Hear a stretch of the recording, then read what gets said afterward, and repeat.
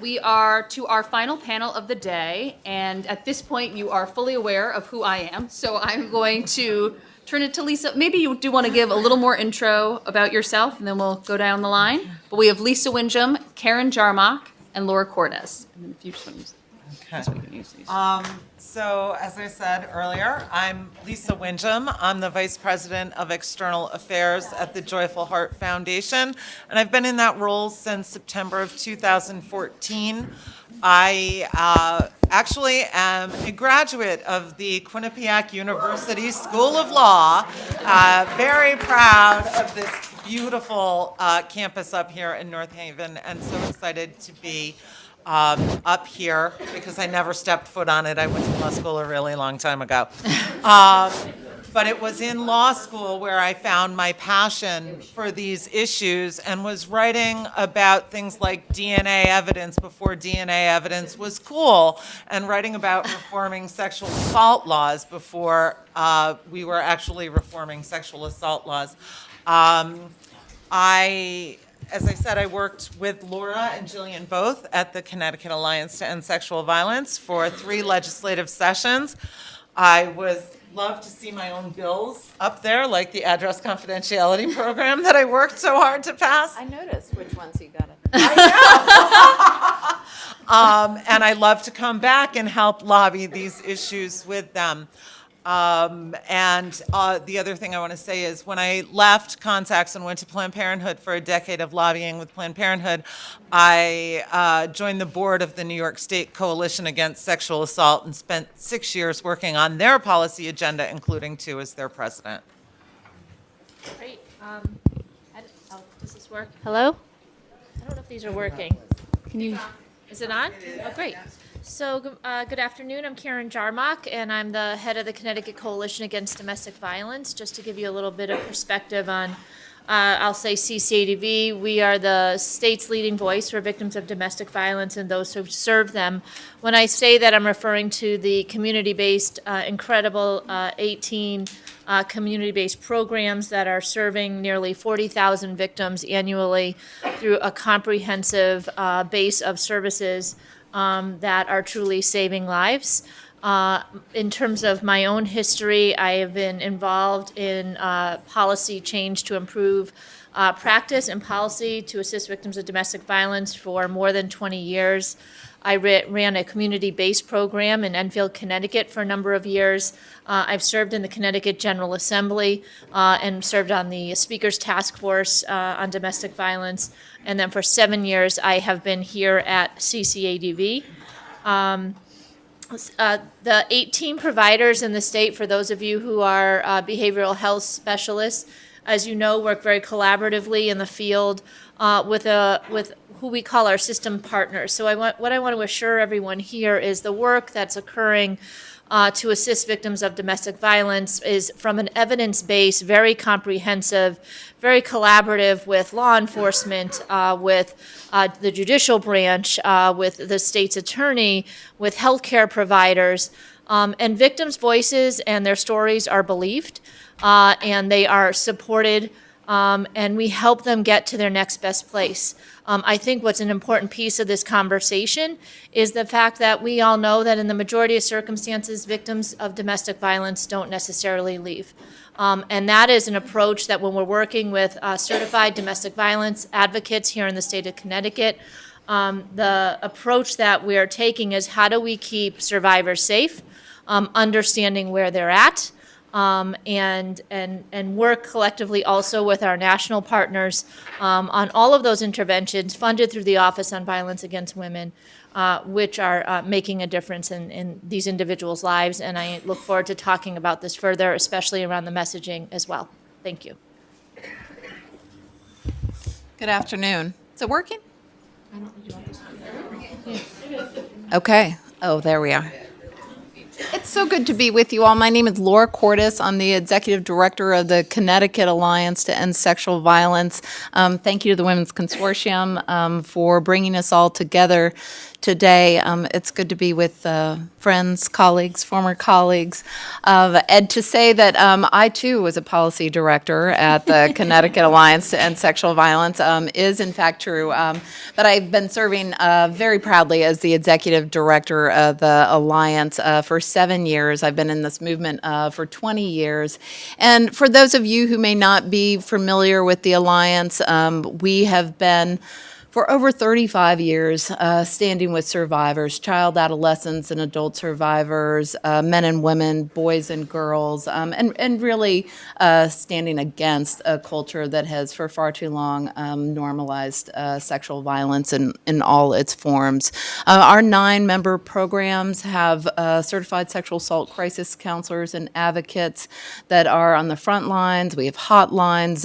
They are doing that unique combination of counseling and holding space, validating people's experience, holding hope for survivors while advocating for them and with them through very complex systems, healthcare systems, higher ed systems, and the criminal justice system, and helping to regain the control and trust that they were robbed of.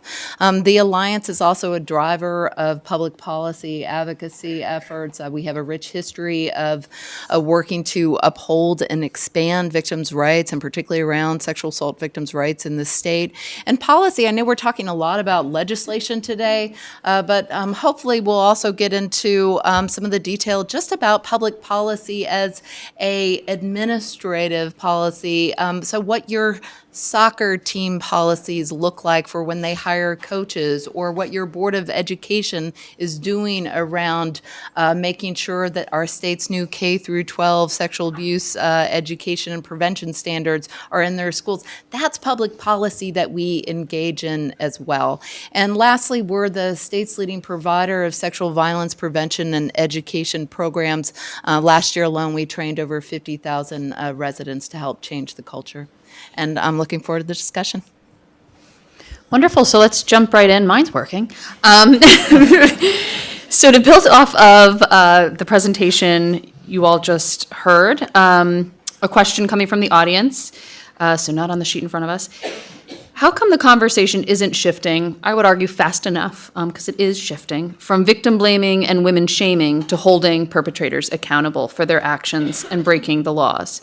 Historically, women's voices have been silenced in the media, and these conversations don't help encourage or change that perspective. So why do you think it is that we aren't seeing the shift fast enough, even in light of the Me Too? Both domestic violence, both domestic violence and sexual violence.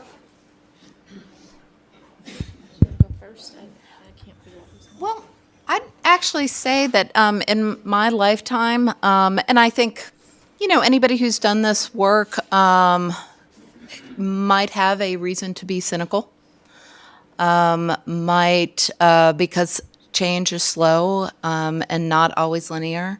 And I would say that I am more hopeful than I have ever been before.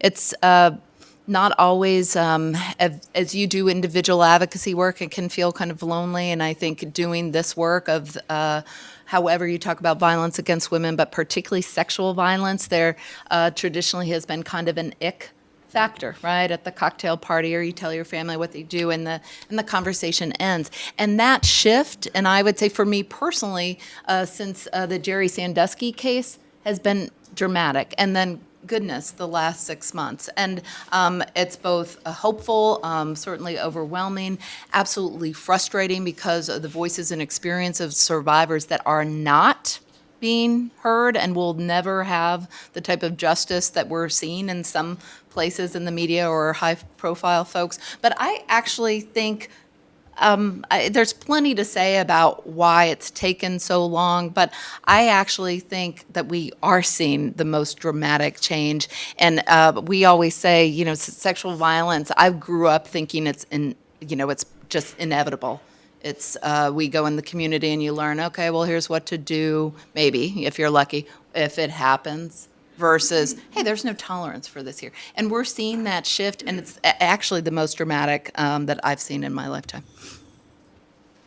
Yeah, I would agree with Laura. And I speak this way in two perspectives. One, around the work that's happening in Connecticut, and two, I sit on the policy committee for the National Network to End Domestic Violence. And then in terms of prevention initiatives, the National Resource Center on Domestic Violence, again, funded through the Department of Justice, has an IPV Prevent Connect. If you're looking for messaging from an evidence base that's out there to prevent, around prevention related to domestic violence, there's some really great models that are occurring in various states. And then, of course, there's some national campaigns, and they're all hosted on that website. And what I would also say is, in regard to policy change or how we support survivors of domestic violence, we have found more than ever that the opportunity to engage partners in this work, for example, I just presented to a roundtable of administrators within the private sector on workplace violence, domestic violence policy, right? And so how do we create safe workplaces? How do we hold offenders accountable in the workplace? How do we ensure that survivors are believed, and how are they supported? So from my perspective, the work that's happening, most importantly on the ground, is comprehensive, and those voices are heard. And the legislative change, both on a federal and state level, and I know that we're going to get to these pieces later on in this conversation, but the Violence Against Women Act is up for reauthorization right now in Congress, and the voices amongst elected officials around the relevance of protecting survivors of sexual and domestic violence, especially unique populations of survivors, is stronger than ever. So I feel very encouraged and continue to believe that we can do this collectively in a way that has impact. I'm going to echo a lot of what Laura said. In the time that I've been working on these issues, one of the things we've talked about a lot at Joyful Heart is how every time a moment happens, we think that's the moment. We thought Ray Rice was the moment. We thought Brock Turner was the moment. And what happens is you get this rush of attention, and then everyone goes back to what they were doing before. And what we say over and over again is, for a long, long time, we have counted on the voices of survivors to sustain this movement and make change. We have counted on survivors to lead, when what we really need is for everyone to pick up the torch and for everyone to be outraged that every day people are abused and sexually assaulted. And that's why I have more hope now, because that's what we're seeing with Me Too is, and I always say this, Me Too is, I have never had so much hope in all the years I've done this work as I have since Me Too started. But I also say that for every one person who can say Me Too, there's still someone who's not ready. And they may never get ready, or this movement may take them there. But the conversations are getting better. And I think people are demanding, and we're certainly seeing people demanding, more accountability from perpetrators, more compassion and support for survivors. But there's still those cases, and we'll get there. But this is the most hope I have had in a very, very long time, that the conversation is changing and that it's becoming elevated. And I absolutely agree. I just want to piggyback on one piece, is that when we're talking about systemic change, it's not always so visible, right? It's not a hashtag. It's not a quick news bite.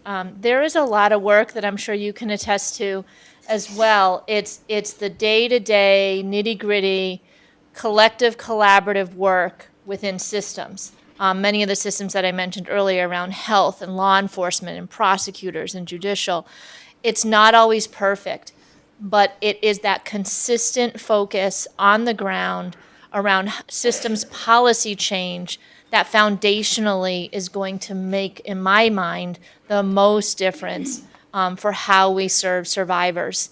So I just want to make sure that it's not always visible to everyone on the outside necessarily, but there's a lot of work happening on a national level, on a state level, across this country to protect survivors, to make things better.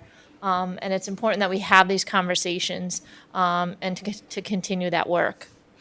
Which is a great segue to a question about systems. So can you all discuss specific changes happening within larger public institutions, such as education or law enforcement, the military, and where the collective voice is needed most, and how we can support change within popular culture, athletics, and entertainment? There's a lot there, but let's see. Okay. Parse that. Yeah. Maybe I'll start with one system, and to piggyback off of something that Karen said about, the type of work that's happening, and going back to my great hope is not only am I filled with hope because of people validating survivors' experience and survivors themselves finding their voice, but because people individually understand that they actually have a role to play in ending sexual violence because it is preventable. So if we want people to change, we have to leave them a little room to do so. And so I think about our work in systems as kind of opening the door, starting the conversation, all those things that you heard, and I think particularly, Jillian, you had a really long, good list of the offensive remarks that people make in the course of our everyday, but you certainly hear them on the street or see them in the news or in the paper. But so how do you take that and turn that? Because at the same time, we need direct action organizing and grassroots organizing and folks saying wrong, wrong, bad, bad.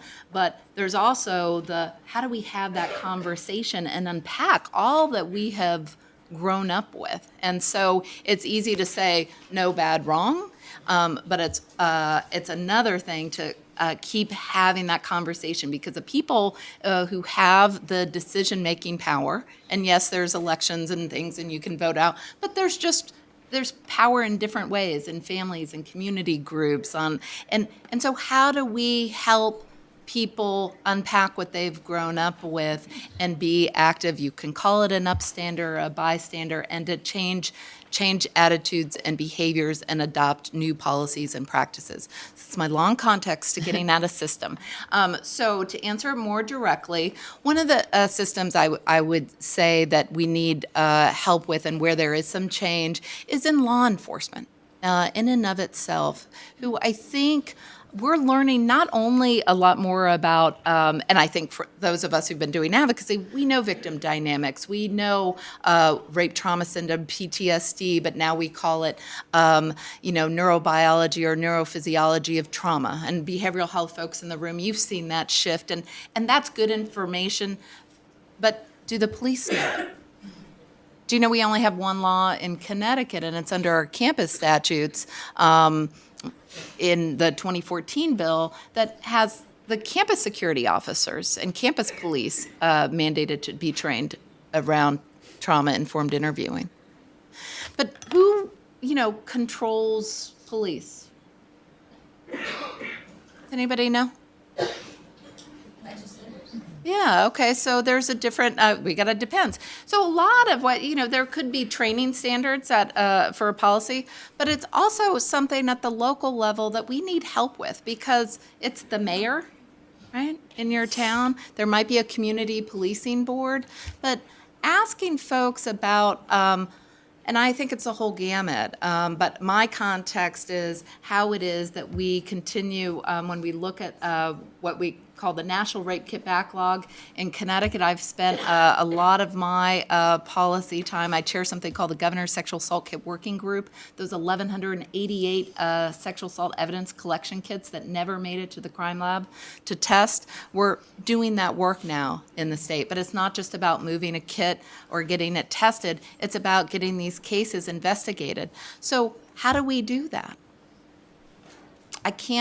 There's no law that's going to force you to investigate that case. So we need help in being able to talk to law enforcement at the local level about, hey, could you tell me about how many sexual assault complaints we had? How many charges were there? How are you all utilizing sexual assault evidence collection kits? Because in the state of Connecticut, we're making some great progress in the larger system of Department of Emergency Services and the crime lab, testing them. We have great partnerships with state's attorneys, crime lab, victim advocates, all working together to get money to test these kits and to get the DNA hits. We'll have about 10%, about 100 cases will have hits. But who's going to investigate? And that's where we need some help. So just to piggyback on law enforcement, so there's two ways to impact systems as I see it, having been in this role for 7 years, but being in the legislature before that. One is through mandate, right? So there are ways that we can impact how victims are served here in the state of Connecticut and honestly nationally when we're talking about the really critical language that's in VAWA. And then there's the non-mandated system. So, for example, about 4 years ago, we started in Connecticut something called the Lethality Assessment Program. So that's a model policy offered through Maryland. The state of Maryland developed in collaboration with Dr. Jacqueline Campbell. That it's a protocol where law enforcement is doing a screen with the victim at the scene of a family violence incident. And if the victim rates at a higher risk, then the law enforcement officer offers to put them on the phone right there at the scene of the incident with a certified domestic violence counselor. What we're finding is that more than 85% of the time when that happens, that victim/survivor is actually accessing services and help. So what we did anticipate, so Connecticut actually, so that it's not a mandate, okay? It's a lot of work, but what I'm proud to say is that every single municipal law enforcement agency in the state of Connecticut, all college campus police, and our state police are participating in LAP, okay? There's no mandate associated with that, but how have we changed the system? We did it through a lot of hard work, through collaboration, through offering a model, through an evidence base. And then the other piece of which has happened that's unanticipated that we positively impact systems is that there is now such greater collaboration between law enforcement and domestic violence advocates out in the field, right? So they know each other. Hey, this is so-and-so. I've got a LAP call. Oh, hi. There is this, they're trained together. They're trained from a trauma-informed approach together. So it has all sorts of great outcomes, some of which are unanticipated. And so I think there's ways to mandate, and I think there's ways where you can shift policy and practice without a mandate. So talking about a mandate, the rape kit backlog is Joyful Heart's area of policy, the criminal justice system. As of the end of last year, there were only 8 states in this country that mandated the testing of new rape kits and backlogged rape kits. 8. That's 42 states left. This is why we're working in 50 states, why we've loved working with Connecticut since the get-go. They've been an early leader.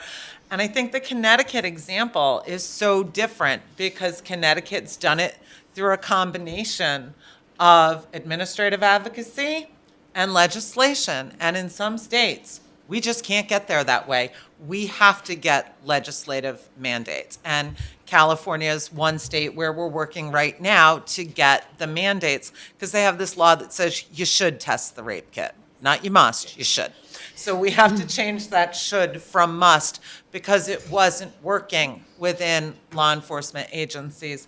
And, but mandating the testing of every kit, mandating still doesn't get cases investigated necessarily.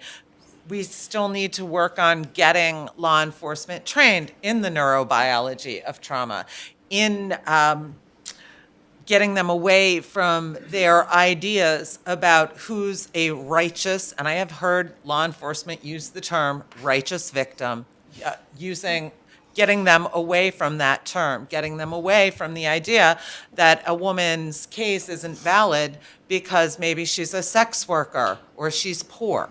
And those are things that I don't think we can mandate change. I think those are things that we have to do that systems advocacy with an army of individuals rather than working through the legislature.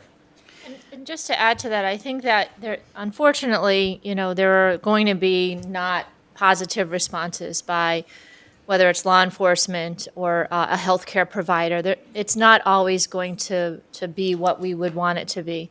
But what I think is really important is that we don't paint a picture that gives an impression somehow that the work within systems is not negative, not good. There are a lot of champions out there doing tremendous work. We're very proud to be collaborating with them. So I guess you raise a really good point. How do we hold up the good work that's occurring because there is good work and not bring it down through one officer, one social worker, one doctor, one professional athlete, when there are so many other strong voices and mentors and leaders in this movement? Can I jump in that I think the everyday person who wants to make a difference culturally, we have had quite a bit of conversation today about social media. And so if you are on social media in whatever form that may take, Facebook, Twitter, Instagram, maybe doing what we spoke about earlier. So if you see something in the news, printing it out, crossing it off, putting it online. It might not trend like we saw this morning, but it'll get a few people talking and thinking differently about the language they use. I once at a mall, my daughter she just turned 6, but last summer at the age of 5 went shopping in a Macy's and there were booty shorts, were the shorts for my daughter. Took a picture, put it up, kind of challenged the objectification of women and got a dialogue going. So there's ways that you can move these conversations along in your everyday life. And you'd be surprised at how many people actually agree with you more than disagree, but just aren't having the conversation. And so it gets it going. Yeah. And I think it gives permission for others to have that conversation. And there's been a lot of discussion in the news, and I was at a hearing yesterday where the General Assembly was talking about their own sexual harassment policies and ways that they can be improved. And people talked about the use of a bystander or upstander. And, raise your hand if you've heard that term, like probably everybody here. But there are a lot of folks who think being a bystander is only the individual who intervenes when they see a sexual assault or the person putting something in the drink or the guy walking her drunk out of the bar. And not everybody's going to be in that position. We hope that everybody would step up and be that kind of guy or that kind of woman or that type of leader or good citizen. But it's also the case that bystanders can just have these conversations and challenge each other around victim blaming. They can actually just validate a victim's experience. And that's what victims and survivors certainly say, that, when somebody said something sexist or somebody said, well, Laura, why did you even go to that party? Did anybody around me say, well, she had a right to go to that party, but I get isolated. I think everybody is blaming me, and nobody has said anything to validate my experience, which could be very supportive and give me that support for that next step, whether it's disclosing and getting services and support or reporting. And I also think then when we're talking about challenging sexist, discriminatory, racist, homophobic behavior that's all intersected, because we all have to work against all forms of oppression if we're going to end any type of violence in our society. What is it that we can do to help when you post online? And probably 10 years ago, I wasn't somebody who really thought too much of, maybe it's a generational gap of the power of social media, but I've seen that in terms of giving people literally the language to be able to say, this is how I would intervene. Or I see my friend Jake typing about his response to that story about a sexual assault case. So I know if I'm at a party and I see something or we're having a dialogue, he's going to have my back when I speak up. So just reinforcing the power of social media, not only to start the conversation, but to give people the tools to be better bystanders. Great, and thank you, Laura, for bringing up the intersection of various oppressions. And so, obviously, another thing that's being discussed, that should be being discussed, thankfully it's being discussed, is the criminalization of Black men in our culture. And in the presentation you all just had, we talked about women as liars, but didn't address the very real narrative in our culture and history of Black men being falsely accused of sexual assault by white women. And we could get into the history of that. We don't need to, but there are cases of that. And so that is real and that is there. And so how do we hold that knowledge with what we discussed earlier and move forward? So the question that was raised, and it's even bigger than that, is this racial injustice piece with, in particular, sexual assault cases, but we also see it with domestic violence and the criminalization of Black men. And the example put in this question is the one of Brock Turner. And so then we see the white privilege coming out with white men who commit an atrocity, well, sexual assault, all sexual assault is bad, commit a sexual assault. And what did he get? A month? I don't even know how much it was. 90 days. 3 days? 90 days. 90 days. So I'll put that out to the group. That's a lot to unpack. I'm going to stay in my lane and speak about domestic violence. But what I want to be really clear about is domestic violence is a public health issue. It is a societal problem.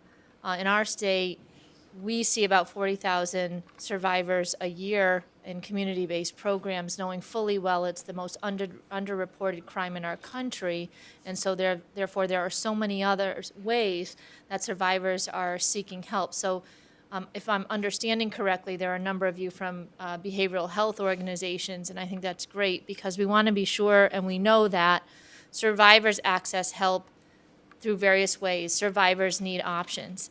But domestic violence is not, it's not gender-based, it's not ethnically based, it's not economically based. So I just want to be careful. I'm not going to go into I'm going to leave the root of the question to all of you. But again, there are victims look like all of us, not like all of us, not like we might think. But this is a problem that permeates all sectors of our society: ethnicity, religion, economics. So I just want to be sure that people don't have an impression that there's some kind of difference.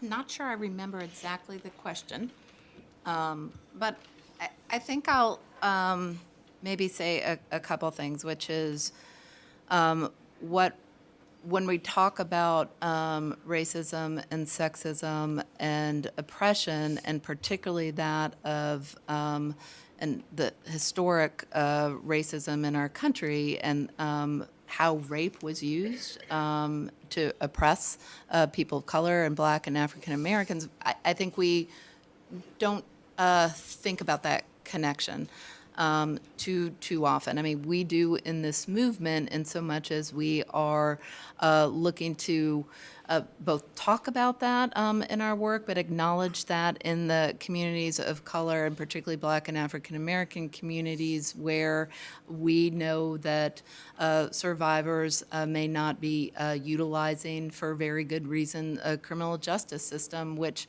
as advocates, we understand there are so many barriers to reporting, but particularly how then Black men are overly incarcerated, and there's plenty of studies to show that within our system, which has proven to be very biased. But so we're thinking about it from a victim-survivor experience and what he or she may be, what their resources and needs are and what that looks like. And then we're also thinking about, we have a seat in thinking about the overall system of justice and what that looks like when somebody wants to hold their offender accountable, and how that may not look the same from one survivor to the other about their choices, and particularly the criminal justice system.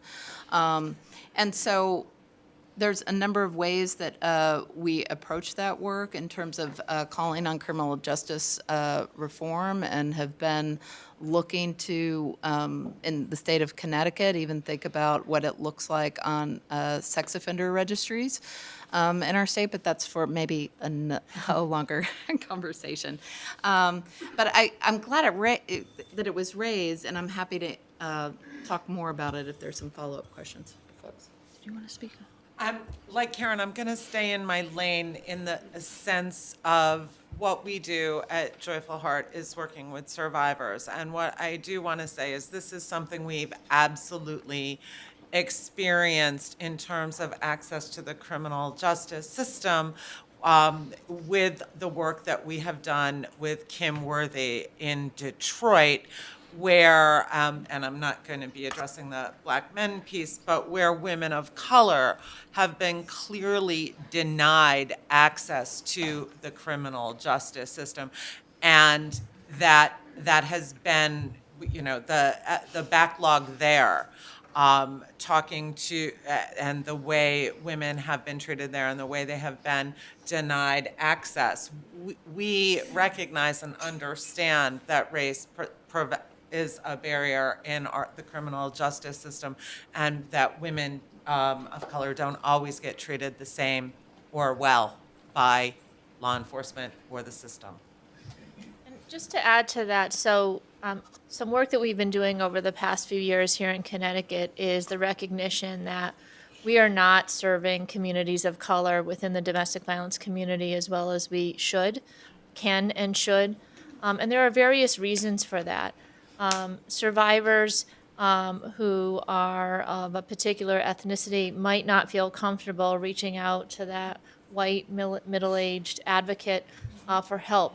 There's not necessarily a connection there, and or a sense that there is an understanding that that advocate may or may not know where that person is coming from. And so we actually, through the Office on Violence Against Women, have an accessibility and diversity project where we know, though, that there are various communities where survivors of color do feel comfortable, and they are accessing services that way, whether it's through the Hispanic Health Council, whether it's through their faith-based community. And so what we've been really working hard to do is how do we collaborate with each other? Because we know that we're not always the voice or the answer that someone is seeking, and how do we do a better job of partnering with those communities who are doing good work to ensure that survivors are getting help. I would add that we know that women of color who've experienced sexual abuse and domestic violence are criminalized themselves. And so that abuse then is criminalized. And so in Connecticut's one female prison, I believe a study was done, and more than 90% of inmates identified as having experienced sexual or domestic abuse in their life. And so I think it is important to speak to that element as well, that for women of color, their abuse is criminalized, and we need to address that and improve upon that. I'm going to now shift us, because we are getting close to our time, to a conversation on what is going on right now in the state of Connecticut with regards to legislation. What are your thoughts on the legislation, and how do you stay motivated as it comes to a close? Because the legislative session ends the first Wednesday in May. May 9th, is that correct? Okay, I'm staying motivated because I know there's folks in the room who want to take action.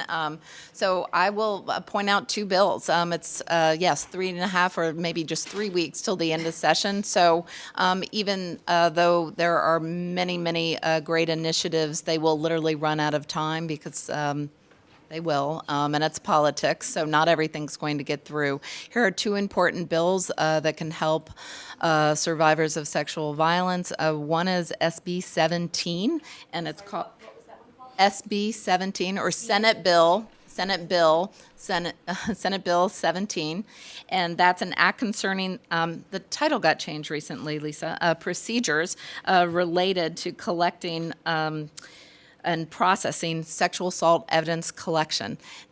Not very exciting title, but here's how it impacts victims. It establishes a right for sexual assault victims to have access to a sexual assault victim advocate at a hospital. This has been the standard in our state, but not always practiced. And secondly, it has the Evidence Commission, which was mentioned earlier, that I sit on, which has been the vehicle to standardize the kit, make sure victims aren't billed for the evidence collection, make sure that the state has set timelines for the transfer of that evidence to the crime lab, saying that all kits should be tested. It tells the Evidence Commission, you know what, victims have a right to get information about their kits. So Karen mentioned earlier, sometimes you mandate, and then sometimes you're working with folks to move things along. The mandate here is to say that Connecticut's Evidence Commission, which is a multidisciplinary group of police and advocates and state's attorneys, work together to set a clear guideline for how it is a sexual assault victim who's undergone this invasive exam would have a right to get information about that kit. Was it tested? Is there DNA evidence? This is our important measures, and especially when we're thinking about the comprehensive sexual assault evidence collection kit reform that's happening around the country. Connecticut has been a leader. This will help take those next steps for survivors.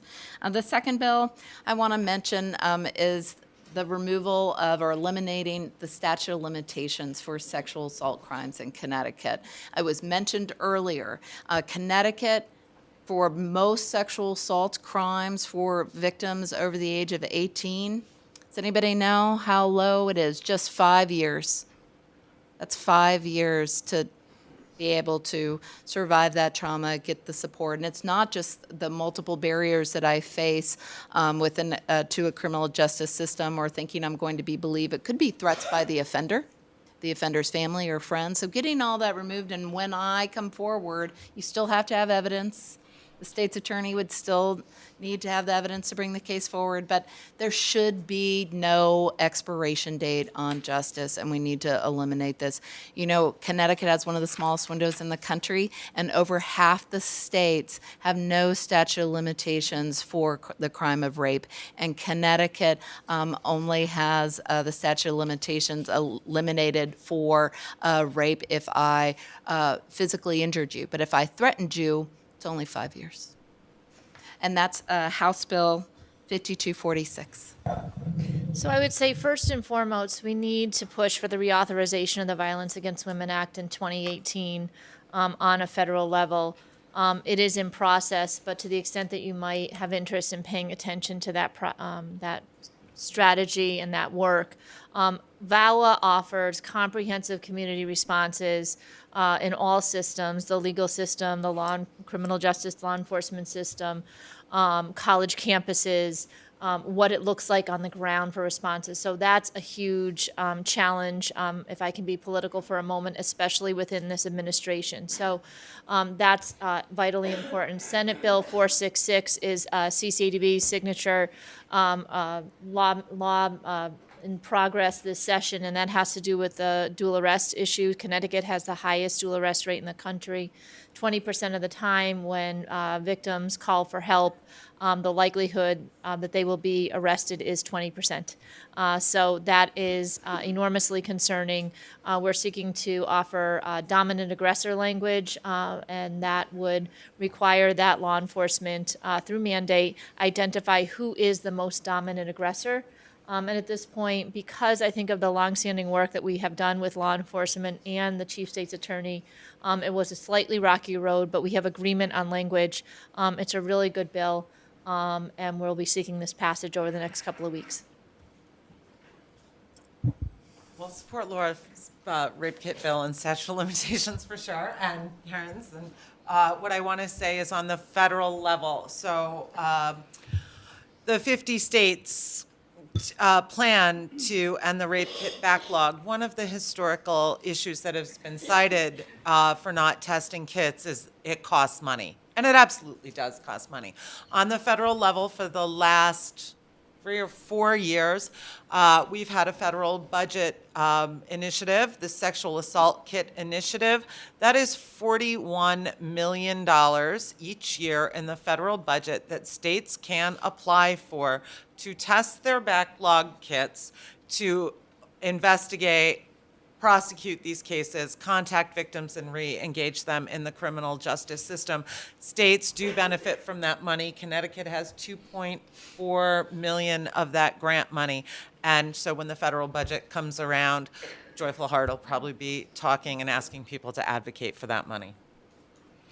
And so for those who just heard what you said and are thinking, wow, I'd love to do something, but I've never advocated before, what does that even look like? What are some concrete steps folks here in the audience can take to get involved with these final 3 weeks of the legislative session? Well, I think all of our organizations have a policy arm to them. We have websites. You are welcome to contact us. You're also welcome to work with your localized provider. There is a lot of advocacy that occurs on the ground in their communities. You can look up your most local legislator and talk with them about why you think these initiatives are important. Perhaps you have a story to tell.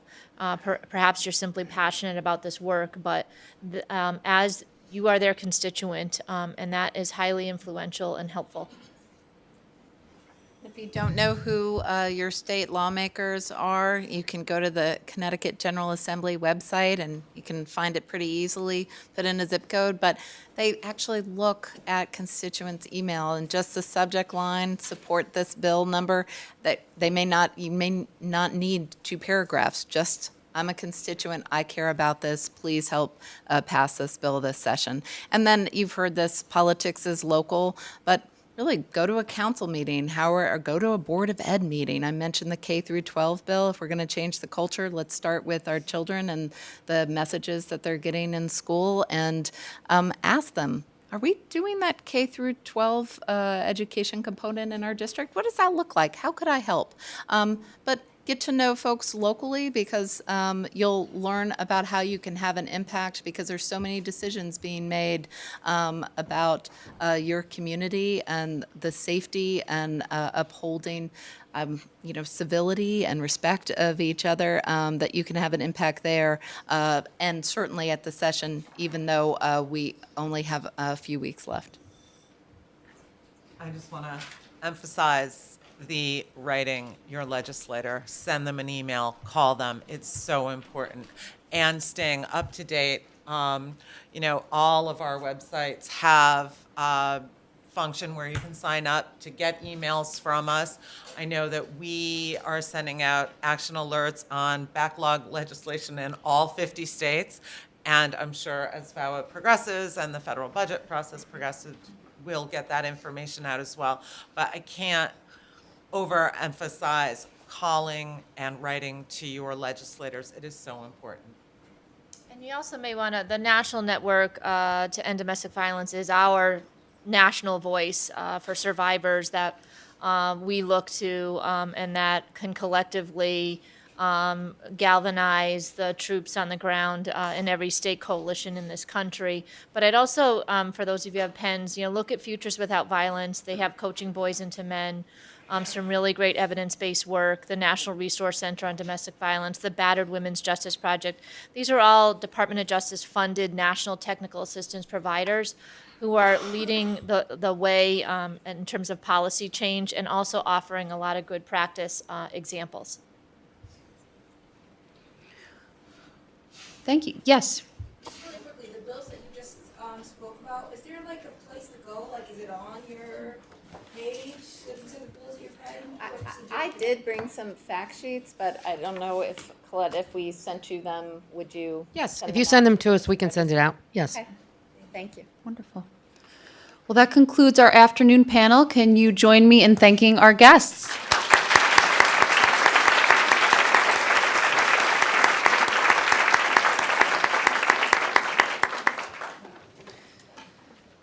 right, so what a wonderful day. It can be a really difficult topic, but I hope people are taking some positives away and some action steps. I want to thank all of our presenters for today because they just have a wealth of knowledge, and it was really privileged to get to hear them. So again, thank you for those who are still here.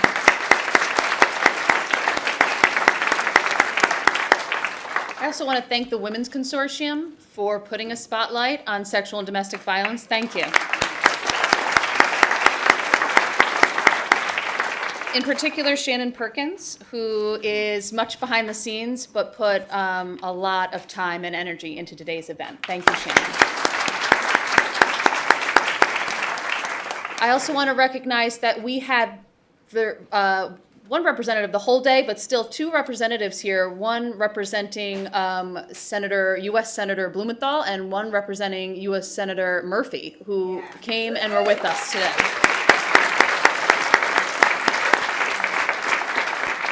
There were also some outstanding questions that I didn't get to, and as someone who submitted a question once and a few times and hasn't gotten it answered, I just wanted to address those. Some of the questions were about talking more explicitly about trauma and domestic violence and substance abuse and trauma bonding. I just want to let you know that both the Connecticut Coalition Against Domestic Violence and the Connecticut Alliance to End Sexual Violence provide trainings across the state of Connecticut, primarily for free. I don't want to speak for, but we are grant funded, and so our grants cover training. And so if your organizations or your agencies would like training, this week, for example, later this week, I'm doing a training on the intersection of domestic violence and substance abuse. So you can contact our agencies and we can send trainers out to you. And so we didn't get to those today because this was more cultural advocacy, but I did want to let you know that we would be happy to do that going forward. As well as the Women's Consortium hosts trainings, and I think in 2 weeks I'm coming to do one on trafficking. So you can look to them for additional trainings, or again, reach out to the Alliance to End Sexual Violence and Connecticut Coalition Against Domestic Violence. I also do want to address, and I won't get political because I don't want to make the Women's Consortium uncomfortable, but an elephant in the room is that we are under the Trump administration currently, and I will be so bold as to say that he himself is someone who has committed the abuses we are talking about today, and I think that part of the #MeToo movement is a direct response to his presidency. That's how I sometimes will talk about it. And so I don't want to, leave today not addressing the current climate as a whole that we are in. But I think it is telling that within this current climate, there is so much pushback and folks stepping up and speaking out. And it just is elevating the need to change the culture, because I think it is a representation that we do have farther to go, but we are getting there. So I wanted to put that out there, and someone had on their card Trump ? So there's an outstanding one for you. So to me, some key takeaways, and then I'd love, final questions of the day and others' takeaways. Laura mentioned it, and so I do want to echo that whenever I go out and do presentations, discussions, trainings, I always get, well, shouldn't we be starting this conversation earlier? And yes, we should. And so if you can reach out to parents on the playground, to the Board of Ed. I've met with the superintendent. They'll do that. You can have a meeting. At the beginning of the Board of Ed meeting, they usually have public comment, or it's at the end. Come and ask the question Laura said. Hey, there's this statewide requirement to have K through 12 sexual assault and abuse prevention and awareness education. Are we doing that? What does that look like? Write a letter to your local paper asking that same thing. Just putting it out there gets the conversation going. And I think the best thing we can do for our youth and to prevent sexual assault and domestic violence is to provide them with the tools to understand what healthy relationships and consensual relationships look like. And unfortunately, we're not doing that right now. Another piece to that is that Connecticut Coalition Against Domestic Violence and the Alliance to End Sexual Violence and all of the member programs across this state will go out and provide training in schools. And so that's another thing, when you are speaking with your Board of Ed, you could offer that there are services available to them. Another key takeaway was the reaching out to law enforcement might seem uncomfortable, awkward to some, but you can do it, and again, it gets that conversation going. So like Laura said, reaching out to see if law enforcement, what's going on with sexual assault exam kits in our community? Are they being tested? With my human trafficking, with that work, I do what I've started telling folks to do, and we haven't really dove into this, but one of the issues in our state are illicit massage businesses in the state of Connecticut are actually all across our state. It is a big problem. And the women who are being victimized are most often brought from abroad, from Asian countries, and are being victimized. And so I've now said to people, call your local police department. But when you call and you say, I'm concerned about that massage business in town, I don't think it's legitimate, can you please do something about it? And I don't want the victims to be arrested. Again, there's that challenging of the language, because what we often see is that if law enforcement do respond, unfortunately at this point in time, they are arresting those women. But so reaching out and just raising awareness that way, and by planting that seed of, and I want to make sure those victims are okay, it just gets the conversation going more. You could also reach out to your mayor, your town council. They are an elected body in your community to ask about sexual assault exam kits, and again, maybe massage businesses and those sorts of things. Laura touched on it, and then we didn't dive deeper, but really all of us can play a role with our, if you are parents, with youth sports teams and the language that's being used on and off the field. And like we said earlier with social media, it can be hard to be that first parent to speak up, but usually when you do speak up, other people will join in. And I had the opportunity, it was interesting this morning with Becky, I was a blogger for CT Working Moms, and the NFL invited us twice to go to their headquarters. My husband was incredibly jealous in New York City, and get to hear about their concussion prevention. And my biggest takeaway when folks in the audience asked Roger Goodell, I think I got his name right, again, now my husband would kill me, but yeah, Roger Goodell, Goodell, thank you, Roger Goodell, what are you going to do about it, they said to him. And he said, what are you going to do about it? I mean, I thought the whole thing was great, but he was turning it back on us because, again, he said, you're the ones on the fields. You're the ones that might hear the coach say derogatory things to the boys. And so you're the one who needs to step up and challenge the language that's going on. And so I think having those conversations one-on-one, possibly with a parent that you've gotten close with, and then being the little group that challenges what's happening in youth sports is another way that we can get that information to our youth. Media advocacy, we've talked about this quite a bit, but I think if you are the social media savvy type person, tweeting away, hashtagging away, printing the pictures, doing these different things that we've talked about throughout the day can really make a difference. And where I saw it make a huge difference was with that term child prostitute, because I was at the Permanent Commission on the Status of Women at the time, and when I printed that article and crossed it off and shared it on Facebook and tagged the news source wasn't too pleased to be tagged in that post. I upset my communications person. We talked about it. We figured it out. But it did get the point across, and they stopped using the term. And so you can make a huge difference by challenging language.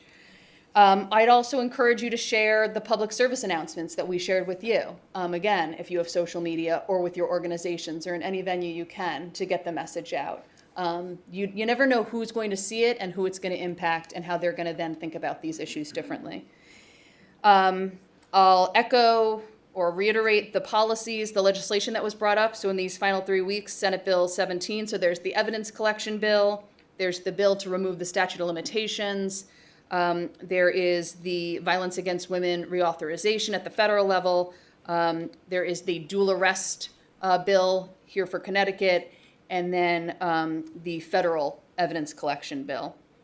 And then finally, I'd say if this is one of the ways you can advocate donations. The Alliance to End Sexual Violence, the Connecticut Coalition Against Domestic Violence, any of the member programs, Joyful Heart, all of these organizations are nonprofits. And so I know many of you probably work for nonprofits and have heard this pitch, but that's another huge way that if you are not the person who's ever going to do the tweet or share the image, $5 a month can go a long way and can ensure that those shelters stay open 24/7 or that an advocate shows up at the hospital. That's what I have for takeaways. I will turn it to you all for our final 20 minutes. Any questions?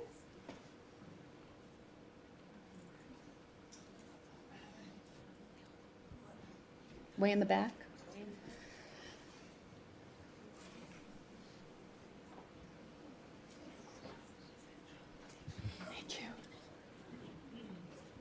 I just had a question about the kits. When you say that after they're taken at the hospital and they sit, is it the police department that is supposed to be responsible for them or the actual hospital? Who does the victim go to say where does my kit stand? The kit is held, I believe, at the police department. It's the police department where the crime. The police department where the crime occurred. So the hospital will have it, and then the law enforcement comes, and there's, what is that term called? Chain of custody. The chain of command. They have under state law 10 days to transfer it to the forensic laboratory in Meriden. So they have 10 days to get it to the forensic lab. And then at this point in time, we had expanded how long they hold the kit, and it is for 5 years to align with the current statute of limitations. And then if the victim the victim does not want to press charges, does the police officer still have the right to press the charges? No. Okay. Thank you. And that's where that 5 years that the kit is held, what it is supposed to give that victim the time to make the decision whether or not that they want to press charges. And when that kit goes to the forensic lab, does it get tested automatically, or is it only if she presses charges? I believe it's only if she presses charges I at this agree. point in time. The last question I have, and thank you, is I know it's a 5-year statute of limitations. I thought it was if she identified a suspect. I thought that, and I want to be corrected if I'm wrong, that's why I'm asking, isn't it a 30-year statute of limitations to report? Like, does she have 30 years to report the incident and it can be investigated, but if she reports, then it's 5-year statute of limitations? No, so in Connecticut, the 30 years is for anyone who is sexually assaulted before the age of 18. Once they hit the age of 18, they then have 30 years from the age of 18, so age 48. But for anyone who is sexually assaulted who's over the age of 18, they only have a 5-year statute of limitations. And to Laura's point, and to part of the narrative conversation, the pushback on this policy loses sight of the fact that you're still going to need evidence. It's not as if someone can come out 50 years later and say they were sexually assaulted and the case is going to fly through the system. But what's happening right now is if someone comes out 50 years later and has all the evidence they need, they can't get a prosecution, which is what we're seeing with the Bill Cosby case. Now there is so much evidence, and yet the statute of limitations has passed, and so they can't even proceed with the case. Okay, so I have the unique experience of going from victim to survivor to testifier to titanium. I want everybody to say hello to Elvis. He's the CEO of the NFL Alumni Association. Now, as I have educated Elvis on what I believe to be a necessary part of surviving domestic violence, I discovered that not all domestic violence crisis centers are sexual assault crisis centers. The one that I went to is a dual crisis center. My question for you is, what do you do for community outreach to educate specific communities because demographic areas are different. For instance, Fairfield is way different than Waterbury as far as what the need is, what the finances are. So what's the conversation that is put forth for everybody to understand?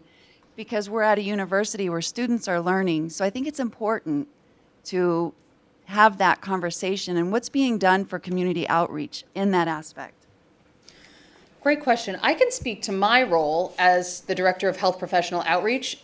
I think we can have a much bigger impact if we work through systems that touch various communities.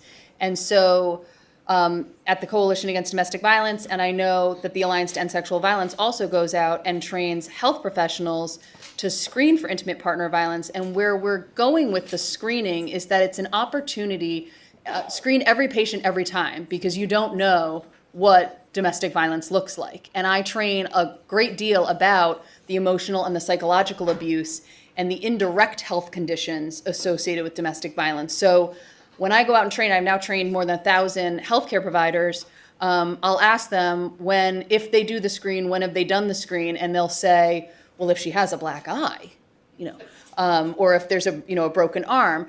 So I talk through, okay, but if you're in a relationship where you don't know if how you set the table or who you text or what you wear, or if the kids are too loud is going to set off your partner, that walking on eggshells, that constant tension can cause quite a bit of indirect health conditions like insomnia, stress, anxiety, depression.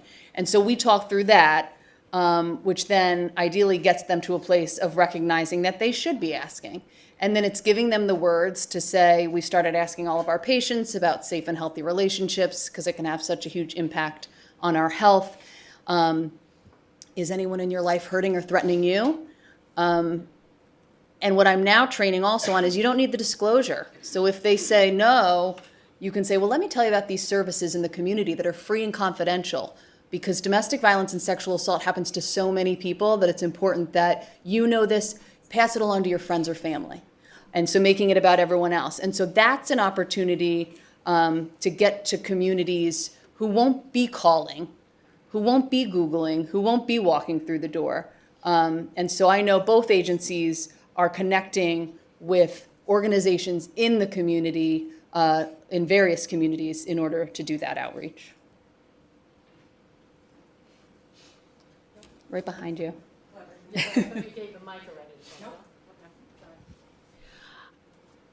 I'm a little disappointed that the panel did not address the question that you read in regards to white women who accuse black men of raping them. And although everyone seemingly was respectful to say they'll stay in their lane, that's my concern, that people don't address tough issues like that. And it's something that is very prevalent, it's something that's very real, and I am concerned that it was not addressed. Thank you for raising that. And that conversation came up at the break before we went into the panel, and so I'll share the discussion I had. And you didn't prep anyone for Yeah, that question. well, it was a question that was raised, and it's a hard conversation. Let's put it out there. It's a hard conversation, and that's where I come from. And so when it is raised, I think it's validating that is reality. That is a reality, and there is a historical context there. And can we have both conversations? Because one doesn't negate the other. And so can we have the conversation about how historically black men have been criminalized and have been falsely accused of rape by white men and white women? And how can we, and at the same time, have the conversation that in our culture, women are experiencing the epidemic of sexual and domestic violence? And then can we lead to the conversation of the experience of black women and how they experience both domestic violence and sexual violence? And so my answer, it's just my answer, is how can we have all of those conversations and not allow one to then discredit the other? But thank you for bringing that back up.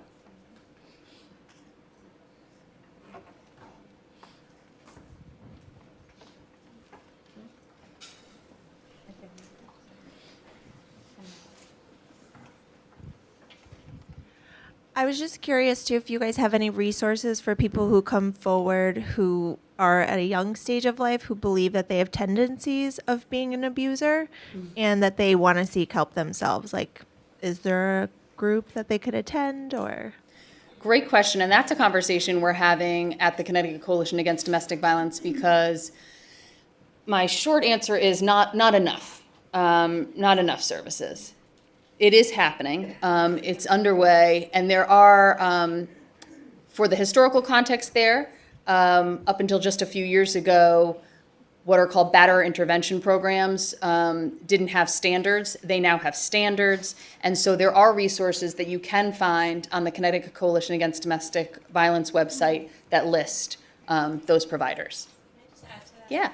So, and I'm sorry, I'm just jumping out of my skin a bit. Here, So let me give. I don't know who's to direct the answer to, but, so there's an OVW grant, which has been in fact impactful. It's called Engaging Men and Boys, because we want to be able to have a conversation often and early with young men around healthy relationships, healthy behaviors, not looking the other way. And so we've actually partnered statewide with the Boys and Girls Clubs across Connecticut, and are training mentors within those organizations, and then partnering with localized domestic violence providers.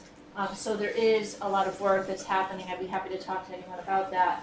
And then obviously the I Choose campaign, and I forget the name of the Contacts campaign, but there are, from an evidence-based, number of campaigns that speak to very positive strategic messaging to stop this problem before it starts.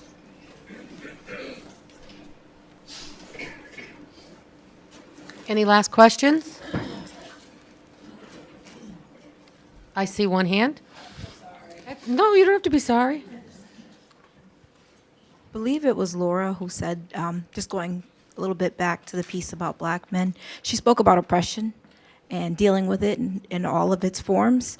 And I just wanted to say that that's really important, that we have to begin to look at how oppression is related and how it's impacting us. And I appreciate her speaking about oppression and not tolerating it in any form. That's really, really significant. So I just want to say thank you.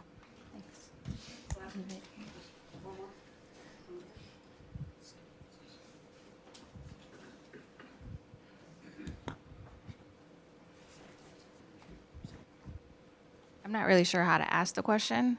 I know that conversation today was really based around the survivors and the victims, but what about the perpetrators?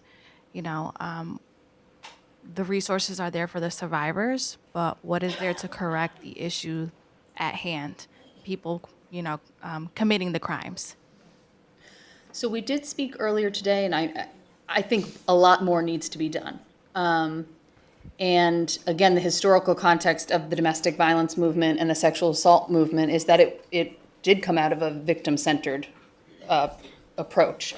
And to this day, I don't believe any of the programs in the state offer services for the offender. It is non-offending individuals. That said, as you just heard from Karen, there are some services in the state. Again, I can speak to the work I do with the health professional outreach, and I spoke to that earlier today. I was surprised to see that my role is working on this screen for potential of victims, victimization. And so there are conversations going on of how do we do what's called a bi-directional screen that could screen for both potential victimization and perpetration so that we can intervene in the younger years and ideally connect folks to services so that we prevent this from happening in the first place. I see one more hand in the back, and that'll be our last question.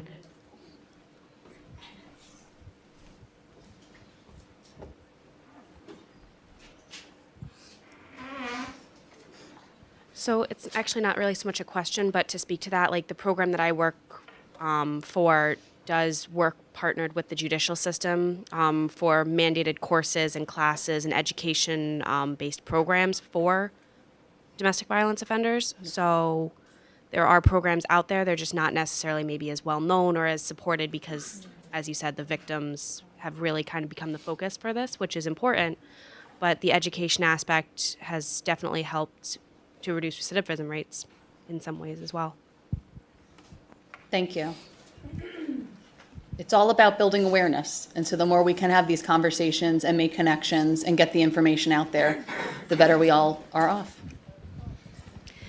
So I'd like to thank you, Jillian, for being such a great moderator, panelist, presenter, everything all wrapped in one.